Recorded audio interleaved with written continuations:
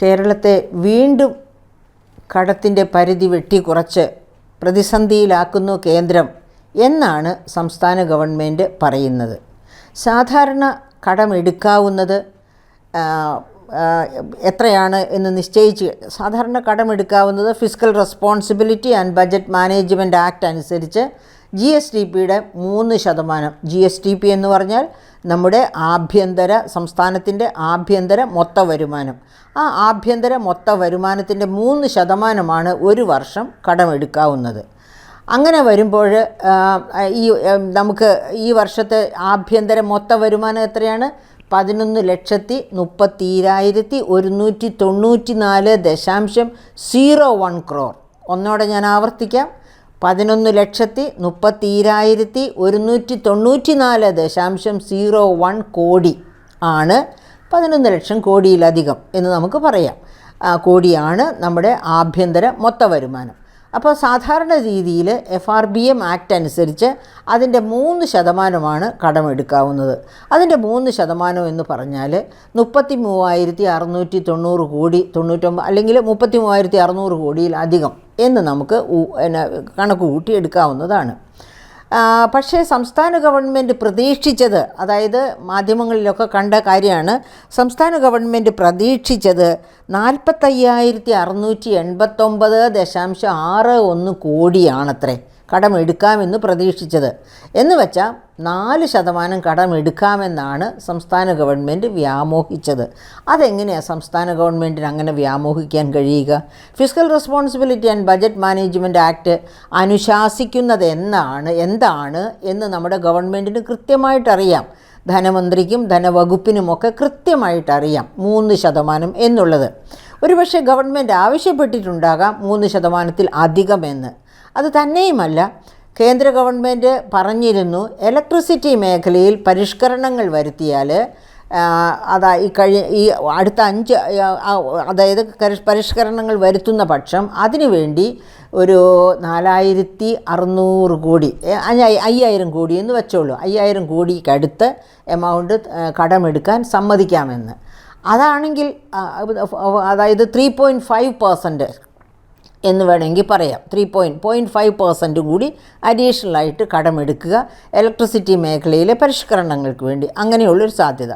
അപ്പം അങ്ങനെ പറഞ്ഞാൽ പോലും ഈ പറയുന്ന എമൗണ്ട്, ഈ 45,689 കോടി എന്ന് പറയുന്നത് സംസ്ഥാന ഗവൺമെൻറ് എവിടെ നിന്നോ കണക്ക് കൂട്ടിയെടുത്ത തുകയാണ്. കേന്ദ്രം അത് അംഗീകരിച്ചിട്ടുള്ള തുകയല്ല. സംസ്ഥാന ഗവൺമെൻറ് കൃത്യമായിട്ട് കണക്ക് കൂട്ടി കൃത്യമായ കണക്ക് പറയുകയാണെങ്കിൽ അത് 3% ആയിരിക്കണം. അത് 33,690 കോടി അതിൻ്റെ ചുറ്റുവട്ടത്തിലായിരിക്കണം താനും. അപ്പോൾ അങ്ങനെ 3% കടം എടുക്കാം. അതെങ്ങനെയാണ് എടുക്കേണ്ടത്? അതിൻ്റെ ഒരു പ്ലേസിംഗ് ഉണ്ട്. ഒരു വർഷത്തിൽ എത്ര പ്രാവശ്യമായിട്ടാണ് ആ കടം എടുക്കുന്നത്, അതൊക്കെ FRBM ആക്ട് കൃത്യമായിട്ട് പറയുന്നുണ്ട്. അപ്പോൾ ആദ്യത്തെ 3 പാദം എന്ന് വെച്ചാൽ ഏപ്രിൽ മുതൽ ഡിസംബർ വരെയുള്ള കാലഘട്ടം, അതാണ് ആദ്യത്തെ 3 പാദം എന്ന് പറയുന്നത്. ആ പാദത്തിലെ 2023-24 ആദ്യ 3 പാദം എന്ന് പറയുന്നത് 2023 ഏപ്രിൽ 1 മുതൽ 2023 ഡിസംബർ 31 വരെയുള്ള കാലമാണ്. ആ കാലത്ത് കടമെടുക്കാവുന്നത് എത്ര എന്ന് പ്രത്യേകമായിട്ട് അനുശാസിക്കും. അതിനുശേഷം ജനുവരി മുതൽ മാർച്ച് വരെ, അതായത് 2024 ജനുവരി 1 മുതൽ മാർച്ച് 31 വരെ എത്ര കടമെടുക്കാം എന്നുള്ളതും അനുശാസിക്കും. സാധാരണ അങ്ങനെയാണ് പതിവ്. അപ്പം ഈ വർഷം 23,852 കോടിയാണ് ആദ്യ 3 പാദങ്ങളിൽ കടമെടുക്കാം എന്ന് പറഞ്ഞത്. എൻ്റെ പ്രിയ ശ്രോതാക്കളെ, നിങ്ങൾ ഒരുപക്ഷെ ഓർക്കുന്നുണ്ടാകും, കിഫ്ബി വഴിയും social security pension fund limited വഴിയും സംസ്ഥാന ഗവൺമെൻറ് കടം എടുത്തിരുന്നു. അതായത് അങ്ങനെ ചെലവഴിച്ചത് 14 കോടിയിലധികമാണ്. ഈ 14 കോടിയിലധികം കടം കൂടാതെ തന്നെ നമ്മുടെ സഞ്ചിത കടം എന്ന് പറഞ്ഞാൽ 956 സംസ്ഥാനം ഫോം ചെയ്ത വർഷം മുതൽ എടുത്ത കടത്തിൻ്റെ മിച്ചം വരുന്നത് കൂട്ടിച്ചേർക്കപ്പെടുന്ന കടം, അത് 2024 ആകുമ്പോഴേക്കും എത്രയാകാം ഏത് വർഷം, അതായത് സഞ്ചിത കടം ഏത് കാലഘട്ടത്തിലും GSDPയുടെ 29% താഴെ നിൽക്കണമെന്ന് നിബന്ധനയുണ്ട്.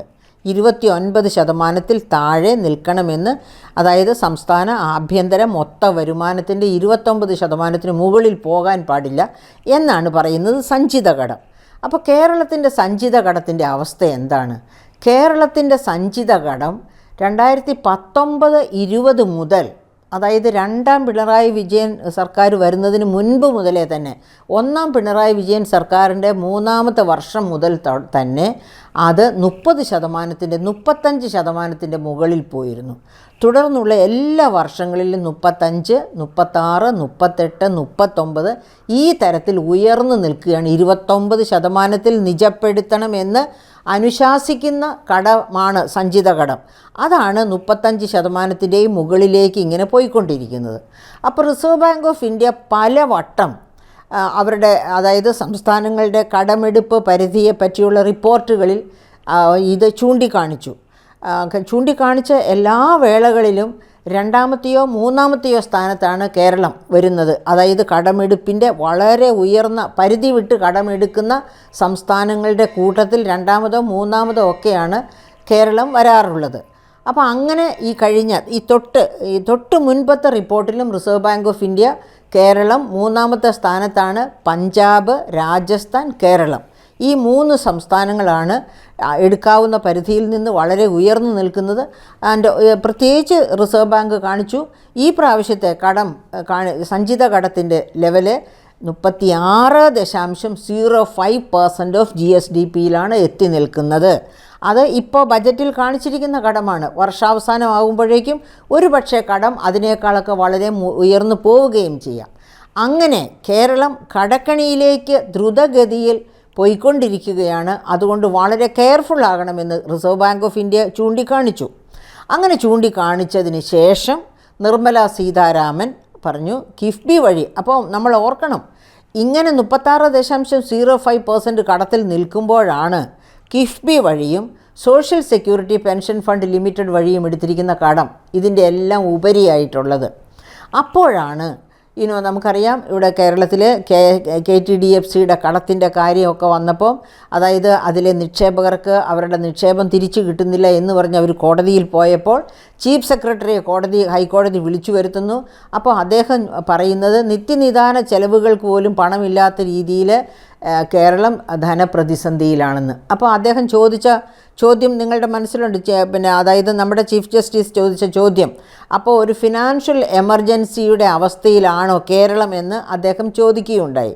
ചീഫ് സെക്രട്ടറി അതിന് ഉത്തരം സീരിയസ് ആയിട്ട് കൊടുത്തില്ല. പക്ഷേ ഉത്തരം കൊടുക്കാമെന്നുള്ള രീതിയിൽ അവിടെ നിന്ന് പോവുകയുണ്ടായത്. അപ്പോൾ അത്ര ഗൗരവം ഫിനാൻഷ്യൽ എമർജൻസി, അതായത് നമ്മളൊരു കടക്കണിയിലേക്ക് പോകുന്ന അവസ്ഥയിലേക്ക് എത്തിച്ചേർന്നിരിക്കുന്ന ഒരു സാഹചര്യത്തിൽ നിർമ്മല സീതാരാമൻ, നമ്മുടെ കേന്ദ്ര ധനമന്ത്രി, എന്ത് ചെയ്തു? കിഫ്ബിയും social security pension fund limited വഴിയും എടുത്ത കടത്തിന് നമ്മുടെ ഈ പൊതു കടത്തിനകത്ത്, അതായത് ബജറ്റിനകത്തെ കടത്തിനകത്തേക്ക് കൊണ്ടുവന്നു. അതിൻ്റെ ഒരു ഭാഗം ഈ വർഷത്തെ കടത്തിനകത്ത് ഉൾപ്പെടുത്തണം എന്ന് പറഞ്ഞു. ആ ഒരു ഭാഗമാണ് ഇപ്പോൾ കടുംവെട്ടായി വെട്ടിമാറ്റിയിരിക്കുന്നത്. അപ്പോൾ അതിന് നമ്മൾ ആരെയാ കുറ്റം പറയുക? കേന്ദ്രം സംസ്ഥാനത്തെ അവഗണിച്ചു എന്നാണോ? കേന്ദ്രം സംസ്ഥാനത്തെ സംരക്ഷിച്ച് നിർത്തുന്നു, അല്ലെങ്കിൽ മുൻകരുതൽ എടുക്കുന്നു? ഒരമ്മ എടുക്കേണ്ട മുൻകരുതലാണ് നിർമ്മല സീതാരാമൻ ഇപ്പോൾ കേരളത്തിൻ്റെ കാര്യത്തിൽ എടുത്തിരിക്കുന്നത് എന്നാണ് ഞാൻ മനസ്സിലാക്കുന്നത്. അതായത് ഈ 36.05%-നും മുകളിലാകും മറ്റേ കിഫ്ബിയും സോഷ്യൽ സെക്യൂരിറ്റി പെൻഷൻ ഫണ്ട് ലിമിറ്റഡും കൂടി വഴിയെടുത്ത കടം കൂട്ടിച്ചേർത്താൽ. അങ്ങനെ വന്നാൽ അത് കേരളത്തെ മറ്റെല്ലാ സംസ്ഥാനത്തേക്കാളും കടമുള്ള ഏറ്റവും 1ാം നമ്പർ കടമായ സംസ്ഥാനമാക്കി മാറ്റും. അത് ഒരു പക്ഷേ നമ്മളെ ഫിനാൻഷ്യൽ എമർജൻസിയിലേക്കും കൊണ്ടുപോയി എന്ന് വരാം. കടക്കെണിയിലേക്ക് പോകുന്നതിന് പകരം കേന്ദ്ര ഗവൺമെൻറ് ബെയിൽ ഔട്ട് ചെയ്യേണ്ട ഒരു ദുർഗതി വന്നേക്കാം. അങ്ങനെ കേന്ദ്ര ഗവൺമെൻറ്റിന് ഒരു ഉത്തരവാദിത്വം ഉണ്ടാകാതിരിക്കാൻ വേണ്ടി കൂടിയാണ് നിർമ്മല സീതാരാമൻ, നമ്മുടെ കേന്ദ്ര ധനമന്ത്രി, ഇങ്ങനെയൊരു കടുംവെട്ട് വെട്ടിയത്. പക്ഷേ ആ കടുംവെട്ട് വെട്ടിയത് കൊണ്ട് എന്താ സംഭവിക്കാൻ പോകുന്നത്? നമുക്ക് ഒരുപാട് ബുദ്ധിമുട്ടുകളാണ് ഈ 3 മാസം കൊണ്ട്. അത് നിർമ്മല സീതാരാമൻ കടുംവെട്ട് വെട്ടി നമ്മളെ ബുദ്ധിമുട്ടിക്കുന്നു എന്ന് ഞാൻ ഒരിക്കലും പറയില്ല. അവർ ചെയ്തത് അവരുടെ ഡ്യൂട്ടിയാണ്, അവരുടെ ധർമ്മമാണ്. നമ്മുടെ സംസ്ഥാന ഗവൺമെൻറ് ചെയ്യാത്തതും അവരുടെ, അതായത് സംസ്ഥാന ഗവൺമെൻറ്റിൻ്റെ ധർമ്മം ചെയ്യുന്നതിൽ എന്താണ് തോറ്റുപോകുന്നു എന്നുള്ളതാണ് ഇതിൽ നിന്ന് നാം മനസ്സിലാക്കേണ്ടത്. അതായത് ഇപ്പോൾ എന്താണ് സംഭവിച്ചിരിക്കുന്നത്, ഇങ്ങനെ 30,000 കോടിയെങ്കിലും അത്യാവശ്യമാണ് ഈ 3 മാസം, ജനുവരി ഫെബ്രുവരി മാർച്ച് മാസങ്ങളിൽ. അതായത് പിന്നെ തദ്ദേശ സ്വയംഭരണ സ്ഥാപനങ്ങളിലൊക്കെ പദ്ധതി ചെലവ് 18% നിൽക്കുകയാണ്. സംസ്ഥാന പദ്ധതി ചെലവും അതുപോലെ തന്നെ താഴ്ന്നു നിൽക്കുകയാണ്. അപ്പോൾ ഈ പറയപ്പെട്ട, നമുക്കറിയാമല്ലോ പല സ്ഥലത്തും എന്താണ് പറയുക, അതായത് പിന്നെ ഹൗസിങ്ങിൻ്റെ പദ്ധതികൾ, ലൈഫ് മിഷൻ പദ്ധതി ഇന്ന് തന്നെ മാധ്യമങ്ങൾ ചൂണ്ടിക്കാണിക്കുകയുണ്ടായി. പിന്നെ ഏതാനും വർഷം മുൻപ് ശ്രീ പിണറായി വിജയൻ തന്നെ കല്ലിട്ട ആലപ്പുഴയിലെ ഒരു ഹൗസിംഗ് സ്കീം, അതുപോലെ കാട് മൂടി അവിടെ കൊണ്ടിട്ട കമ്പിയെല്ലാം ദ്രവിച്ച് അവിടെ കൊണ്ടിട്ട മറ്റ് സാധനങ്ങൾ മറ്റുള്ളവർക്ക് മോഷ്ടിച്ചു കൊണ്ടുപോകാവുന്ന എല്ലാ സാധനങ്ങളും കൊണ്ടുപോയിരിക്കുന്ന ഒരവസ്ഥ നമ്മൾ കണ്ടതാണ്. അങ്ങനെ ഏതു മേഖലയിൽ നോക്കിയാലും അവിടെയെല്ലാം ഭരണമില്ലാത്തതിൻ്റെ നഷ്ടങ്ങളും കഷ്ടങ്ങളും കാണാനൊക്കും. അങ്ങനെ നിൽക്കുന്ന ഒരു സാഹചര്യത്തിലേക്ക് കേരളത്തെ എത്തിച്ചത് സത്യം പറഞ്ഞാൽ ഈ പറയപ്പെട്ട എന്താ പറയുക, ഭരണത്തിൻ്റെ അഭാവം, ഭരണചക്രം തിരിക്കേണ്ടവർ ആ സ്ഥലം വിട്ട് ഇതുപോലെ കറങ്ങി കേരളീയം എന്നും നവകേരള സദസ്സെന്നും പറഞ്ഞൊക്കെ നടന്നു. അതിൻ്റെ ഒരുക്കങ്ങൾ കഴിഞ്ഞ് ഈ പരിപാടി കഴിഞ്ഞപ്പോൾ ഇനി അതിൻ്റെ കണക്കുകൂട്ടലുകൾ, ഇങ്ങനെ ഒരു ദേശത്തെ മുഴുവനും പരിത്യജിച്ചിട്ട് താൻ ഭരിക്കാൻ ഏറ്റെടുത്തിരിക്കുന്ന ജനത്തെ പരിത്യജിച്ചിട്ടാണ് ഇതുപോലെ ഒരു മുഖ്യമന്ത്രിയും അദ്ദേഹത്തിൻ്റെ സാമന്തന്മാരും നടക്കുന്നത് എന്ന് നാം ഓർക്കേണ്ടിയിരിക്കുന്നു. അപ്പോൾ അങ്ങനെയാണ് കേരളത്തെ ഇങ്ങനെയൊരു ധനസ്ഥിതിയിലേക്ക് കൊണ്ടെത്തിച്ചത്. അങ്ങനെ എത്തിച്ചതിന് ശേഷം ഇപ്പം നമുക്ക് അത്യാവശ്യം എന്തൊക്കെയാണ് ഇപ്പോൾ സംഭവിച്ചിരിക്കുന്നത് നോക്കാം. ഇതിനിടയ്ക്കും 3.72 ലക്ഷം രൂപ ചെലവഴിച്ച് ചാണകക്കുഴി മുഖ്യമന്ത്രിക്ക് നിർമ്മിക്കുന്നു. നല്ല കാര്യം. അപ്പോഴാണ് നമ്മൾ ഓർക്കേണ്ടത് ഈ നവകേരള സദസ്സിനും അതുപോലെ തന്നെ മറ്റ് ഒക്കെ വേണ്ടി കേരളീയത്തിനും ഒക്കെ ചെലവഴിച്ചതിൻ്റെ കൂടെയാണ് ഇതുപോലുള്ള അപ്പോൾ നമ്മൾ ഓർക്കണം, ഈ കഴിഞ്ഞ ദിവസം കാണാൻ പറ്റിയ കാര്യം എന്താണെന്ന് വെച്ചിട്ടുണ്ടെങ്കിൽ 26 ക്യാബിനറ്റ് റാങ്കുകാരുണ്ട്, 21 മന്ത്രിമാർ, അതുകൂടാതെ മറ്റ് ക്യാബിനറ്റ് റാങ്കിൽപ്പെട്ടവർ. ഇവർക്കെല്ലാം കൂടിയുള്ള പേഴ്സണൽ സ്റ്റാഫ് എത്രയാണെന്നല്ലേ? 614 personal staff. ഈ 614 പേഴ്സണൽ സ്റ്റാഫും 2 വർഷം കഴിഞ്ഞ് ഈ ഗവൺമെൻറ് കഴിയുമ്പോഴേക്കും അവർക്കൊക്കെ അതിലെ ഇപ്പോൾ പുതുതായിട്ട് വന്ന മന്ത്രിമാർക്ക് മാത്രമല്ല എല്ലാവരുടെയും ഈ 36 പേരുടെയും ഈ 26 പേരുടെയും പേഴ്സണൽ സ്റ്റാഫിനെ ഇപ്പോൾ ഈ സമയത്ത് മാറ്റി പുനഃപ്രതിഷ്ഠ നടത്തിയിട്ടുണ്ടാവും. എന്തിനാണെന്നല്ലേ? 2 വർഷം പൂർത്തിയായി കഴിഞ്ഞാൽ അവരൊക്കെ പെൻഷന് അർഹതയുള്ളവരായിത്തീരും. അപ്പോൾ അങ്ങനെ 614 പേഴ്സണൽ സ്റ്റാഫ്, ഈ 614 പേഴ്സണൽ സ്റ്റാഫിൽ എത്ര പേരെയാണോ അതായത് രാഷ്ട്രീയക്കാരിൽ നിന്ന് എടുത്തിരിക്കുന്നത്, അതായത് ഡെപ്യൂട്ടേഷനിലല്ലാതെ നേരിട്ട് റിക്രൂട്ട് ചെയ്തിരിക്കുന്ന ആരൊക്കെയാണോ അവർക്കൊക്കെ ഇനിയും 2 വർഷം കഴിയുമ്പോഴത്തേക്കും അവർക്കും പെൻഷനാകും. എന്ന് മാത്രമല്ല, ഇപ്പോൾ പിരിച്ചുവിട്ടവർക്ക്, അതായത് പേഴ്സണൽ സ്റ്റാഫിൽ നിന്ന് ഇപ്പോൾ പിരിഞ്ഞു പോയവർക്കെല്ലാം ഇനിയുള്ള മാസങ്ങളിലൊക്കെ അവർക്ക് പെൻഷൻ കൊടുക്കണം. അതോടൊപ്പം തന്നെ പുതുതായിട്ട് എടുത്തവർക്ക് ശമ്പളം കൊടുക്കണം. പുതുതായിട്ട് എടുത്തവരും 2 വർഷം പൂർത്തിയായി പിരിഞ്ഞു പോകുമ്പോഴത്തേക്കും അവർക്കും പെൻഷൻ കൊടുക്കണം. അങ്ങനെയുള്ള വലിയ ബാധ്യതകൾ സർക്കാർ ജനങ്ങളുടെ മേൽ കെട്ടിവെച്ചുകൊണ്ടാണ് ഈ ഭരണം, അതായത് അതിപ്പോൾ LDF ആണെങ്കിലും UDF ആണെങ്കിലും ഈ കാര്യത്തിലൊക്കെ വലിയ മാറ്റമൊന്നുമില്ല. ചിലപ്പോൾ ഈ പേഴ്സണൽ സ്റ്റാഫിൻ്റെ എണ്ണത്തിൽ അതായത് കുറച്ചുകൂടി ജനപക്ഷത്ത് നിന്ന് ചിന്തിക്കുന്ന ജനസേവകരായിട്ടുള്ള നല്ല ആൾക്കാരാണ് ഈ പറയപ്പെട്ട ക്യാബിനറ്റ് റാങ്കിൽ എത്തിയിരിക്കുന്നതെങ്കിൽ പേഴ്സണൽ സ്റ്റാഫിൻ്റെ എണ്ണത്തിൽ കുറച്ച് കുറവ് കാണിക്കും. അങ്ങനെയൊക്കെയാണ് നമ്മുടെ ഇവിടെ കാര്യങ്ങൾ നടന്നുകൊണ്ടിരിക്കുന്നത്. അപ്പോൾ ഇങ്ങനെ അതായത് ഇങ്ങനെ ജനങ്ങളിൽ നിന്ന് പിരിച്ചെടുക്കുന്ന നികുതിയേതര വരുമാനമാണ് ഖജനാവിലെത്തുന്ന പണം. അതിൽ നിന്ന് കൈയിട്ട് വാരി ആർക്കും എങ്ങനെ വേണമെങ്കിലും കൊടുക്കാം, എങ്ങനെ വേണമെങ്കിലും ദൂർത്ത് നടത്താം എന്നാഗ്രഹിക്കുന്ന ഒരു ഗവൺമെൻറ്. ആ ഗവൺമെൻറ് ഇപ്പോൾ ഏതൊക്കെ തരത്തിലുള്ള ബുദ്ധിമുട്ടുകളാണ്, അതായത് ധനപ്രതിസന്ധിയാണ് ഏറ്റുവാങ്ങിക്കൊണ്ടിരിക്കുന്നത്. ഇന്ന് ഇന്നോ ഇന്നലെയോ കോടതി ഇടപെട്ട് പറഞ്ഞിരിക്കുന്നു, KSRTCയുടെ ശമ്പളം 10-ാം തീയതിക്ക് മുമ്പ് കൊടുക്കണമെന്നാണ് നേരത്തെ നിലവിൽ നിന്ന വിധി. ഇപ്പോഴത് മാറ്റിയിരിക്കുന്നു. 10-ാം തീയതിക്ക് മുൻപ് ഒരു ഗഡു, 20-ാം തീയതിക്ക് മുമ്പ് അടുത്ത ഗഡു, അങ്ങനെ കൊടുക്കണമെന്ന്. അപ്പം ആ ധനപ്രതിസന്ധിയുടെ രൂക്ഷത അങ്ങനെയാണ് എന്ന് മനസ്സിലാക്കിക്കൊണ്ടാണ് കോടതി 2 ഗഡുവായിട്ട് ആ ശമ്പളം കൊടുക്കാനായിട്ട് സമ്മതിച്ചിരിക്കുന്നത്. ഇനി അതുപോലെ തന്നെ അതായത് കർഷകർക്ക് നെല്ലിന് വില കൊടുക്കുന്നില്ല. നമുക്കറിയാം, തകഴിയിൽ ആത്മഹത്യ ചെയ്ത കർഷകൻ സർക്കാർ മുഖാന്തരമാണ് ഞാൻ ആത്മഹത്യ ചെയ്യുന്നത്, അതായത് ശരിക്കും പറഞ്ഞ പാഡി റെസീറ്റ് ഷീറ്റ് എന്ന് പറയുന്ന വായ്പ എടുക്കാനുള്ള റെസീറ്റാണ്. നെല്ലളന്ന് കൊടുക്കുന്നവന് നെല്ലിൻ്റെ വില കൊടുക്കുന്നതിന് പകരം ഒരു ഒരു ഒരു ഒരു റെസീറ്റാണ് കൊടുക്കുന്നത്. ഈ റെസീറ്റ് കൊണ്ടുപോയി ബാങ്കിൽ നിന്ന് നീ വായ്പ എടുത്തുകൊള്ളൂ.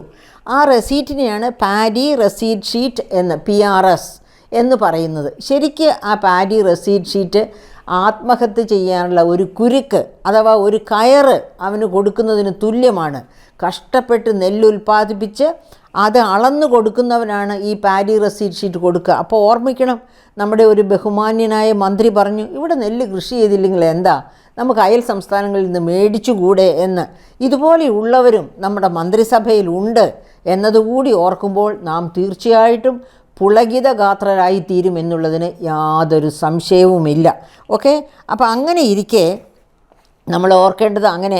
അതുപോലെ ഇന്ന് ഒരു വാഴ കർഷകൻ വയനാട്ടിൽ ആത്മഹത്യ ചെയ്തതായിട്ട്. വാഴ കർഷകന് ഒരു തരത്തിലുള്ള പരിരക്ഷയുമില്ല. പക്ഷേ വേണമെങ്കിൽ ഈ വാഴ കർഷകർക്കും എല്ലാത്തരം കർഷകർക്കും ഇൻഷുറൻസ് പരിരക്ഷ കൊടുക്കാവുന്നതാണ്. ആ ഇൻഷുറൻസ് പരിരക്ഷ കേന്ദ്രം മുന്നോട്ട് വെച്ചിട്ടും കേരള സംസ്ഥാനം ഇതുവരെ ഏറ്റെടുത്ത് നടത്തിയിട്ടില്ല എന്നുള്ള വലിയ ഒരു തെറ്റ് കേരള സംസ്ഥാനത്തിൻ്റെ ഭാഗത്തു നിന്നുണ്ട്. ഇനി അതുപോലെ നമ്മൾ റബ്ബർ കർഷകരുടെ കാര്യം ഓർത്ത് നോക്കിക്കോളൂ. ബിഷപ്പ് പാംപ്ലാനി എപ്പോഴും റബ്ബർ കർഷകരെ ഓർത്ത് പരിതപിക്കാറുണ്ട്. അത് എന്താണ്, അദ്ദേഹം വെറുതെയല്ല പരിതപിക്കുന്നത്. എന്താണ് ബജറ്റിൽ പറഞ്ഞിരിക്കുന്നത്? ഈ ഇലക്ഷൻ മാനിഫെസ്റ്റോയിൽ LDF വെച്ചിരിക്കുന്ന ഒരു പ്രധാനപ്പെട്ട കാര്യം, അതിൻ്റെ തറവില, റബ്ബറിൻ്റെ തറവില 250 രൂപയായി നിശ്ചയിക്കുമെന്നാണ്. നേരത്തെ തന്നെ പറഞ്ഞിരുന്നു 170 രൂപയിൽ താഴേക്ക് പോകുന്നുവെങ്കിൽ, അതായത് ഇപ്പോൾ 150 രൂപയാണ് വിപണി വില എന്ന് വെച്ചോളൂ, 150-നും 170-നും ഇടയ്ക്കുള്ള 20 രൂപ, ആ വ്യത്യാസം സർക്കാർ കർഷകന് കൊടുക്കും എന്നാണ് റബ്ബർ കർഷകരോട് നേരത്തെ തന്നെ പറഞ്ഞിരിക്കുന്ന നിലവിലിരിക്കുന്ന ധാരണ. ആ ധാരണ പ്രകാരം പോലുമുള്ള പണം കൊടുക്കുന്നില്ല. അതുകൊണ്ട് റബ്ബർ കർഷകർ റബ്ബറെല്ലാം വെട്ടിക്കളയുകയാണ് എന്നതും നാം ഓർക്കണം. അപ്പോൾ അതിനും അതിൻ്റെ പ്രത്യാഘാതങ്ങളുണ്ട് പ്രിയപ്പെട്ട ശ്രോതാക്കളെ. കാരണം ഈ റബ്ബർ എന്ന് പറയുന്നത് ചാക്രികതയിൽ അടിസ്ഥാനപ്പെടുത്തിയുള്ള ഒരു കൃഷിയാണ്. അതായത് അത് ഏതാനും വർഷം വില കൂടാൻ തുടങ്ങിയാൽ കൂടി കൂടി കൂടി വലിയ ഉയരത്തിലെത്തും. അതിനുശേഷം പതുക്കെ താഴേക്ക് വരും, താഴേക്ക് വന്ന് വളരെ താഴെ വരും. അങ്ങനെയാണ്, അതാണ് ചാക്രികത എന്ന് ഞാൻ പറയുന്നത്. അപ്പോൾ ഈ താഴേക്ക് വരുന്ന ആ വരവിൽ എല്ലാവരും റബ്ബർ വെട്ടിക്കളയും. റബ്ബർ വെട്ടിക്കളഞ്ഞ് റബ്ബറിൻ്റെ ഉൽപ്പാദനം ആഗോളതലത്തിൽ കുറയുമ്പോഴാണ് വില കൂടാൻ തുടങ്ങുന്നത്. അങ്ങനെ കൂടാൻ തുടങ്ങുമ്പോഴത്തേക്കും റബ്ബർ എല്ലാവരും കൃഷി ചെയ്യാൻ തുടങ്ങും.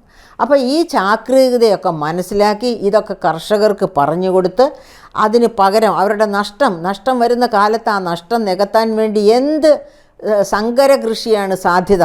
അതായത് നേരത്തെ തന്നെ നമുക്കറിയാം, അതായത് നമ്മുടെ കോട്ടയ്ക്കൽ ആര്യവൈദ്യശാല തന്നെ പറഞ്ഞിരുന്നു റബ്ബറിൻ്റെ ഇടവേളയായിട്ട് മരുന്ന് കൃഷി ചെയ്യാമെന്ന്.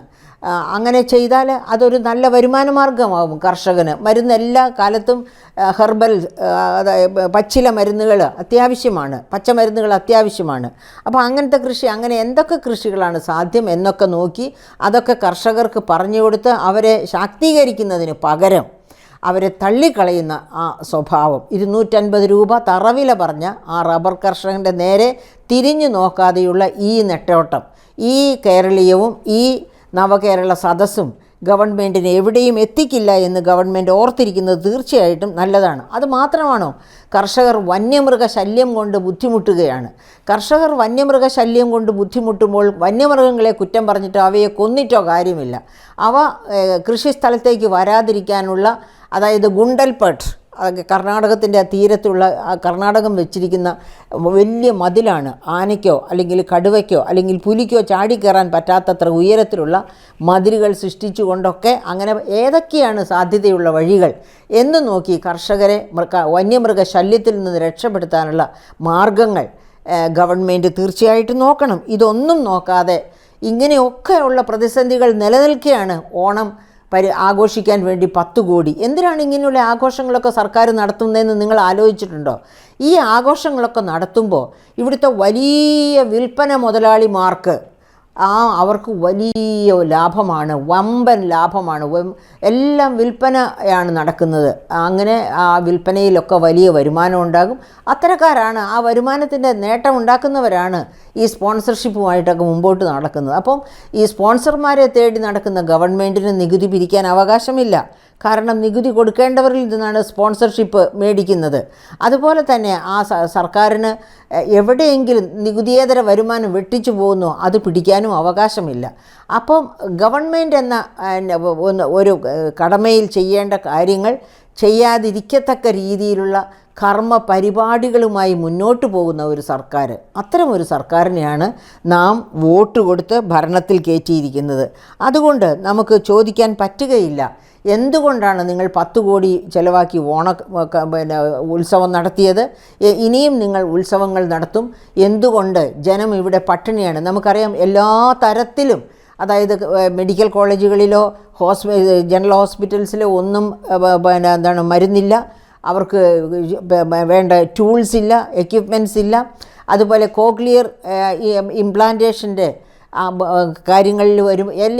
സമസ്ത മേഖലകളിലും ഇപ്പോൾ മെഡിസെപ്പ് എടുത്ത് കൊടുത്തുകൊണ്ടിരിക്കുന്ന, എല്ലാ മാസവും ശമ്പളത്തിൽ നിന്ന് പെൻഷനിൽ നിന്ന് കൊടുത്തുകൊണ്ടിരിക്കുന്ന സർക്കാർ പെൻഷൻ മേടിക്കുന്നവരുണ്ട്. അവർക്ക് മെഡിസെപ്പ് കൊണ്ട് യാതൊരു പ്രയോജനവുമില്ല. ബിക്കോസ് ആശുപത്രികൾ ഗവൺമെൻറ്റിൻ്റെ പ്രതികരണം ശരിയായ രീതിയിലല്ലെന്ന് പറഞ്ഞ് ആശുപത്രികൾ മെഡിസെപ്പിൽ നിന്ന് പിന്മാറുന്നു. അതുപോലെ തന്നെയാണ് കാരുണ്യ ബെനവലൻ സ്കീമിൽ നിന്ന് പോലും ആശുപത്രികൾ പിന്മാറുന്നു. അങ്ങനെ എവിടെ നോക്കിയാലും അവിടെയെല്ലാം പണമില്ല, ധനപ്രതിസന്ധിയുടെ ആഘാതം മാത്രമാണ്. സമ്പദ്ഘടന അങ്ങനെ ആശങ്കയിലൂടെ നടന്നുകൊണ്ടിരിക്കുകയാണ്. എപ്പോഴാണ് കടക്കെണിയിലേക്ക് പതിക്കുക എന്ന് നമുക്കാർക്കും നിശ്ചയിക്കാൻ പാടില്ലാത്ത തരത്തിലുള്ള അത്യപൂർവമായ ആശങ്കാജനകമായ സിറ്റുവേഷനിലാണ് സംസ്ഥാനം ഉള്ളത്. അപ്പോൾ കടും വെട്ടി സർക്കാർ ഗവൺമെൻറ് സംസ്ഥാന ഗവൺമെൻറ്റിനെ ഒതുക്കുകയല്ല, കേന്ദ്ര ഗവൺമെൻറ് ശരിയായ രീതിയിൽ ഒരു മുൻകരുതലെടുക്കുകയാണ്. സംസ്ഥാന ഗവൺമെൻറ് കടക്കെണിയിലേക്ക് പോകരുത്, എങ്ങനെയെങ്കിലും പിടിച്ചു നിൽക്കട്ടെ എന്ന് വിചാരിച്ച് മുൻകരുതലെടുക്കുകയാണ്. ഇപ്പോൾ തന്നെ ഇലക്ട്രിസിറ്റിയുടെ പരിഷ്കാരം, അതായത് അതിൻ്റെ സ്മാർട്ട് മീറ്റർ കൊണ്ടുവന്നാൽ വിതരണത്തിലെ നഷ്ടം പൂർണ്ണമായിട്ടും മാറ്റാൻ പറ്റും. അങ്ങനെ തന്നെ ഇലക്ട്രിസിറ്റി ബോർഡിനെ ലാഭത്തിലേക്ക് കൊണ്ടുവരാൻ പറ്റും. 20-22% പ്രസരണ നഷ്ടമാണ് കേരളത്തിൽ ഇലക്ട്രിസിറ്റി രംഗത്തുള്ളത്. അത് ഇല്ലാതെയാക്കാനാണ് സ്മാർട്ട് മീറ്റർ കേന്ദ്രം പറഞ്ഞത്. ആ സ്മാർട്ട് മീറ്റർ കൊണ്ടുവരാൻ ഉള്ള തീരുമാനം, അതിനെ എതിർത്തുകൊണ്ടിരിക്കുന്നത് ഇലക്ട്രിസിറ്റി ബോർഡിലെ യൂണിയൻകാരാണ്. ആ യൂണിയൻകാരെ സമരസപ്പെടുത്തിക്കൊണ്ട് ആ സ്മാർട്ട് മീറ്റർ കൂടി കൊണ്ടുവന്നാൽ ഇതിനു മുൻപ് ഇരുന്ന അതായത് അതിൻ്റെ മേധാവികൾ മറ്റ് ഇലക്ട്രിസിറ്റി രംഗത്ത് ആവശ്യപ്പെട്ട മറ്റ് പരിഷ്കാരങ്ങളെല്ലാം കൊണ്ടുവന്നു. സ്മാർട്ട് മീറ്റർ കൂടി കൊണ്ടുവന്നാൽ ആ വകയിൽ നമുക്ക് കിട്ടാവുന്ന 5000 കോടി ഇപ്പോൾ കേന്ദ്രത്തിൽ നിന്ന് വാങ്ങിയെടുക്കാൻ പറ്റും. അതിന് വേണ്ടത് എന്താണ്?